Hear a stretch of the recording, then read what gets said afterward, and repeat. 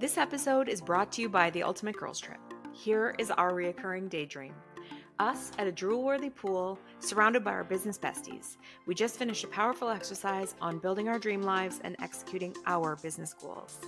Join us if you are ready to be celebrated for taking up space, to feel purposeful, and to live a life of fulfillment. Go to proofitspossible.com for more info.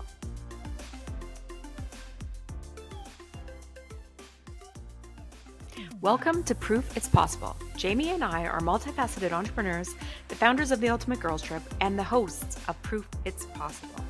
Jamie and I are also sisters, best friends, and complete opposites, but somehow we always manage to stay on the same team. Join us every week to hear our thoughts on all things entrepreneurship, friendship, family, pop culture, and more. Hi, welcome back. Today we are talking all about who is your ideal client and why does that matter? Like, why do we need to know? What's the importance of that? Do you want to start or do you want me to start?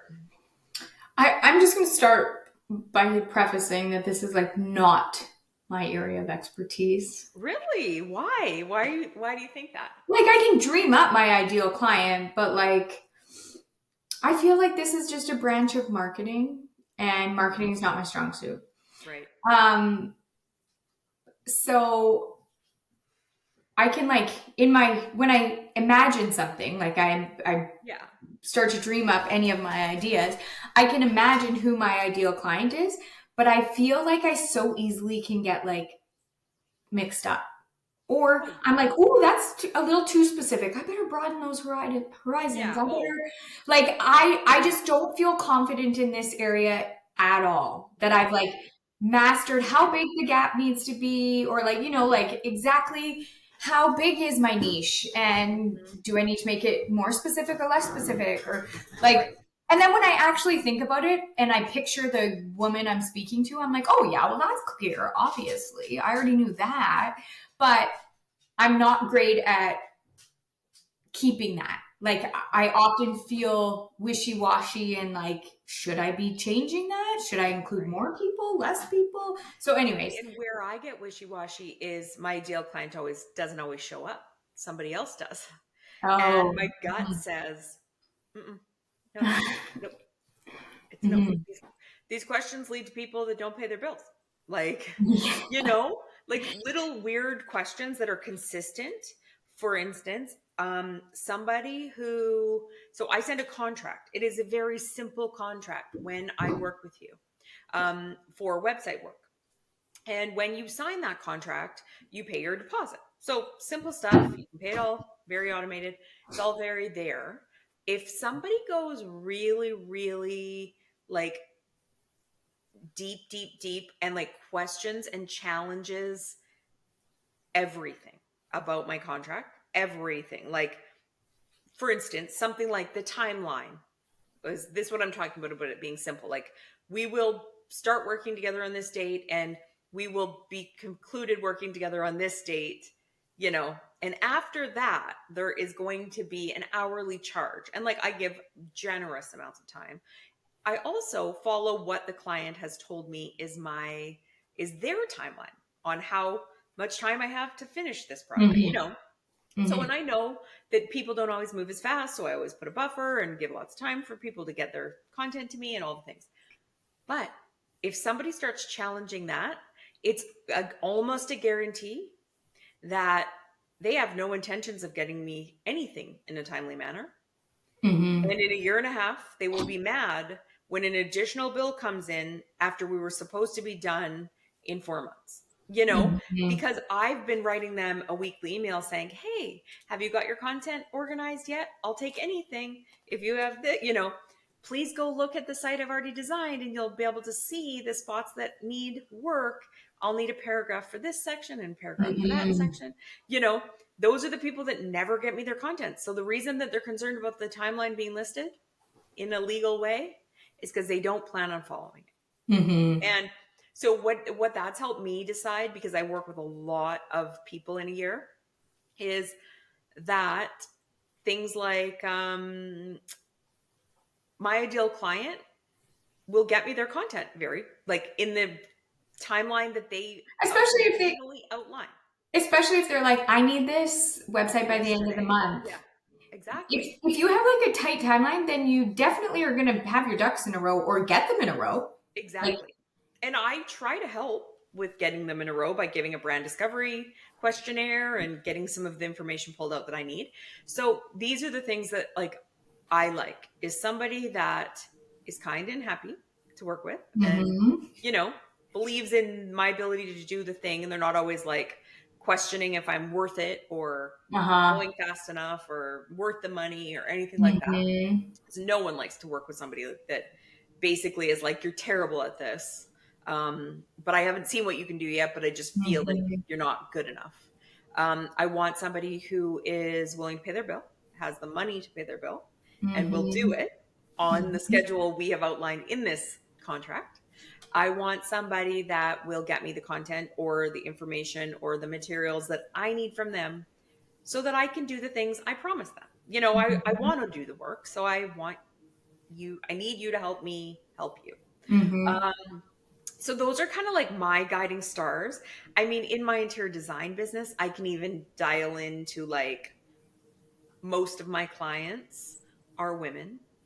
Um, Borderline controversial statement coming next. Let's hear And, it. you know, I'm testing out getting canceled. So, but I will say a woman who doesn't have to answer to her husband for every little detail. Because if the woman or the wife has the person who has hired me and has an emotional interest in the house, and then they have to beg their husband to buy anything because he's not emotionally invested in it like she is, we do a lot of work and they pay me money to do this work and then they don't ever buy the stuff or execute the vision. And so that I've learned is very much not my ideal client because I don't want to talk you into it. I want you to sign up with excitement and Mm-hmm, all parties involved need to feel like they're happy to be there, and that includes both the husband and the wife. So if the husband's not interested, I'm always like, oh gosh, you should really talk this through with him. And if you guys still decide that designing the house with a professional is the way you want to go, great, you seem great. But I like talk people out of hiring me sometimes when I get the vibes that they're not the right fit, mm-hmm, mm-hmm. you know. Yeah, I often get times where they'll request pricing from me, Hmm. and I'll put it all in like a proposal. And then I get the like, oh, well, I asked 10 other people for the same thing and you came in higher. Or, why do you think that Right. it's going to take you 3 days longer? I'm like, because I'm not lying in there. Yeah. Anyway, so, Giving like, you a real quote is I'm what. giving you a real quote that's all Yeah. inclusive. And Mhm. I will, if I can't finish my job in those 10 days that I've quoted you, that's on me. Whereas other people probably are going to charge you for additional days at an Yeah. additional day rate, which will probably be way more in the long run. But um, so anyone who's like tries to get me to come down on my price with the threat of like, well, I talked to 10 other people and Mhm. they didn't come in as high as you. Great, hire one of them. That's wonderful Yeah. that they're willing to do it for cheaper. Maybe they don't have as much experience. Maybe they really need the money more, like Yeah. there's a bunch of reasons. Maybe they only have the 10-day window and they're just trying to fill it. Um, Mhm. and so they're happy to get whatever they can at a cheaper rate. I don't know what their reasons are, but go ahead and book them. If that like Yeah. so someone who comes to me with that like, so are you willing to go cheaper? I'm always like, yeah, you give an inch and they take a mile. This is just the start of a negotiation of them not wanting to pay their bill when they get out of Absolutely. it. And I'm not in business to not get paid. Well, So, me either. And I'm also not in business to never, the person's pre-decided that they've paid him. Like, even if you've come down in your price for them and you bent your rules and you made the deal, whatever the deal was that they were asking for, you came to some happy ground. In mhm, my experience, they carry on with that. And now, because they've paid you in their mind so much money, mhm, whether it was above the industry standard, in line with the mhm, industry standard, whether you're the, you know, king of the market and you're charging the most possible amount, they wanted more than you are giving because they Mhm. have paid this exorbitant fee. And so Mhm. there's no amount of work that you could do for that person, that customer, that client that would be enough. You already Mhm. know that they're going to take the mile, Mhm. So Yeah. you're going to give them the inch when it comes to the first cut on, but that sets the tone that everything is negotiable. Mhm. For me, the most like easy explanation or example of it is that the contract was for the living room. Next thing you know, they're asking about the kitchen. And Mhm. because they've paid all this money, you should just weigh in on it. You owe it to them in their You owe it eyes. to them. Yeah. Yeah. Yes, I fully agree with that. But my ideal client, I will Mhm. say, is often someone, depends what business, but let's just do like the ultimate girls trip, for example. Yeah. My ideal client is like a female who is knows that they want to grow or expand or start their business. So they have this like deep desire, this burning on their heart where they're like, I need to execute on this, whatever their dream is, that they have like the they have it in them. They have the endurance in them to actually do the thing, whatever that is, whatever the dream is, that they are like fun, kind, Mhm. excited, that like life excites them. Everything is exciting. A new business adventure is exciting. They're excited to get started. They see like the beauty in the world. They're just like pumped to be there. That is my ideal client. They're willing Yes. to spend money on themselves to get Yes. to the ultimate girls trip. I think as women and as mothers, and as business owners, we have this like martyrdom. We have settled into this martyrdom that like we don't, oh, our business isn't making enough money, therefore we don't deserve to go on like a trip to grow our business. That's just like frivolous. Like these are the For stories sure. we tell ourselves. As a mother, I can't take time away from my kids. They need me. Their sports need me. I can't miss that hockey game, that baseball game, that tournament. I can't do that because I'm their mom and I wouldn't be a good mom if I wasn't there for every single event. And then as women, it's like, well, do I deserve to go on a girls trip? My husband didn't go on a boys trip this year and I didn't, like I'm not the breadwinner. So who do I think I am just going on trips all the time while my husband stays at home and works? Like whatever your story is, that is not my ideal client. My ideal client is someone who's like, you know what? My kids can survive 3 days without me. Mhm. My business can survive 3 days without me. And in fact, is about to go crazy because I'm going to go and get all of the energy and rejuvenation and ideas and dream building and Yeah. help from all of these other like minded women. And I'm going to come back so excited to grow my business that it's just going to be like explosive growth. It's going to be someone who's like, you know what? I deserve the trip. I deserve to take a moment away to focus on my business and myself, to have a little fun, to go with girlfriends and to connect and to put all of life's responsibilities on hold for 3 days. That is my ideal client. Yeah, for sure. And the thing is that like you're saying that moms put that on themselves, and that's very true. I think the biggest like person to say no is the person Mm-hmm. herself, like the woman herself. And that's just undeservingness, I Mm-hmm. guess. But I also think the outside world creates that as well. There is pressure to be the mom that shows up to everything and does all the things and works the full-time job, plus does the Oh, plus yeah. makes the cookies, plus coaches the team, plus whatever. But also, husbands can weigh in on it too, because what ends up happening is when the business is new and it isn't making money yet, the husband can be Mm-hmm. like, what do you mean you're going to go to a women's conference in California? And why? What's the point? And like that narrative, even if the questions aren't meant to be mean, they Mm-hmm. don't understand the kind of connection that we need with other women. So, Mm-hmm. like, I think a lot of husbands are like, they'd rather be on a golf course, not talking about their work, having fun with their buddies if they're going to take time away from their family. And also, men don't think twice about that very often. They get Mhm. on that plane. They get in their car with their golf clubs and a little duffel bag in the back, and they don't know if the house is about to blow up behind them. Because when a mom goes, it's kind of like passing tasks off for your business. Moms, I would say, literally leave pre-made meals in the freezer. They have childcare prearranged for every Pickups for period. hockey games and, Yes. And piles of clothes and birthday presents wrapped and and rides to the things. library books all Yep, sorted and exactly. With a schedule written out on what day we take those library books back and what day we Mhm. drive to the birthday and which day we have the sport. And Mhm. that I think is also a toll, you know, like that's a toll on the mom and it's a lot of work to get out the door. And then when Mhm. you leave, you're like, oh, I hope that the friend's parents don't forget to pick her up. And Mhm. I hope that, so it's living in that like balance between like home life and the kind of shitty narrative. Like I was talking to a girl a long time ago and she said something to the effect her husband has a successful business.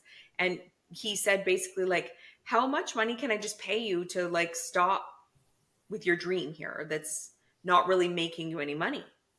And I thought that sucks. You know, like I get that his sentiment is actually based in kindness. He wants her to like have an easy, good, relaxing life. But it's also based in a little bit of his own selfishness because this has taken her away from Mhm. just being there for him, just being there for the kids. And it's like, yeah, that and nobody would ask the husband that in return. Like how much does your allowance need to be so you can just stay the hell home? Because I don't really need you chasing your dreams at this point. That's really annoying. Like you just don't have that conversation. So these are just gender roles that I think are But even so like ingrained. even society, even on the schoolyard, if there's like a mob absent from pickup that's usually there, Yeah.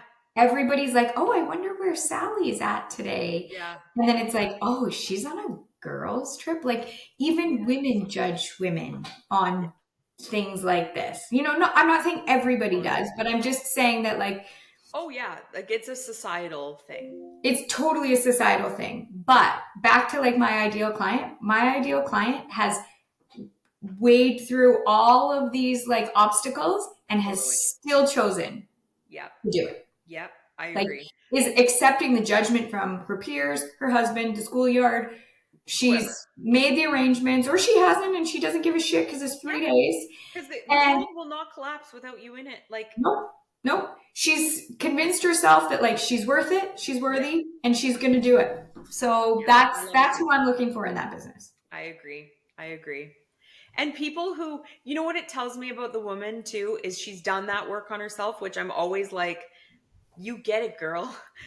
Like that's the person I pick to be my friend too. Mm-hmm. And Yeah. it's why we get 10 out of 10 people on our Mm-hmm. girls trips Mm-hmm. is because we're bringing people together that essentially have the like makeup that is required to book it, and those Mm-hmm. are the people we love and those are the people we stay friends with forever. So Mm-hmm.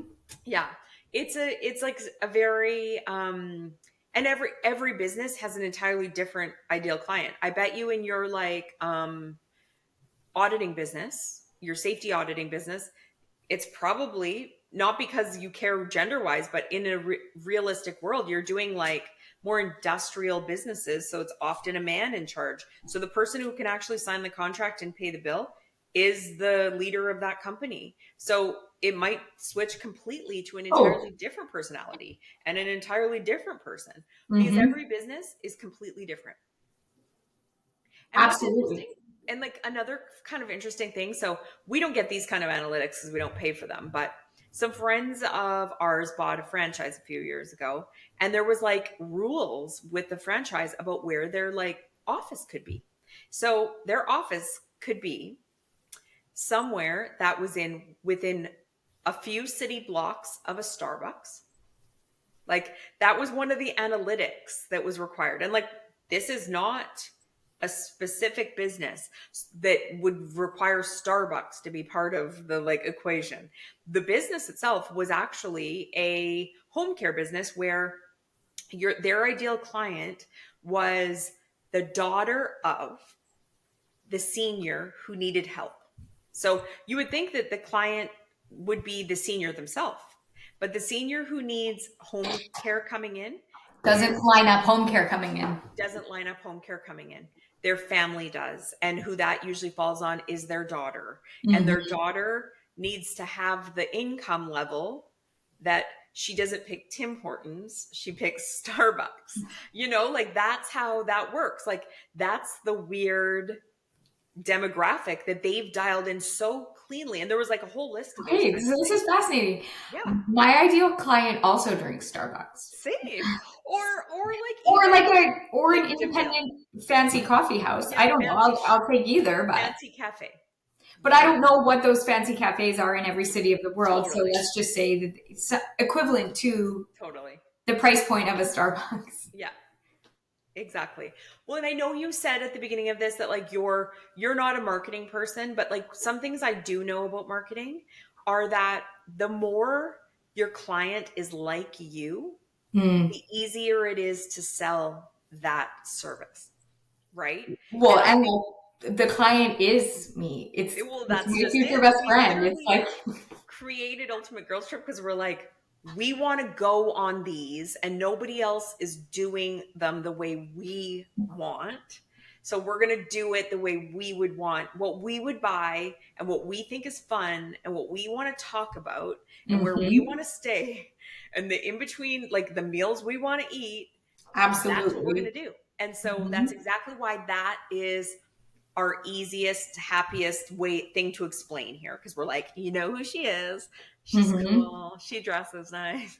We're like basically describing who we want to be or who we think we are, which is funny. 100%. Um, and We're describing our new circle of friends. exactly, it's who I want to be around, and Yeah. like, um, it's probably harder for you to explain who your industrial auditing client is because he's not you. He's very far from you.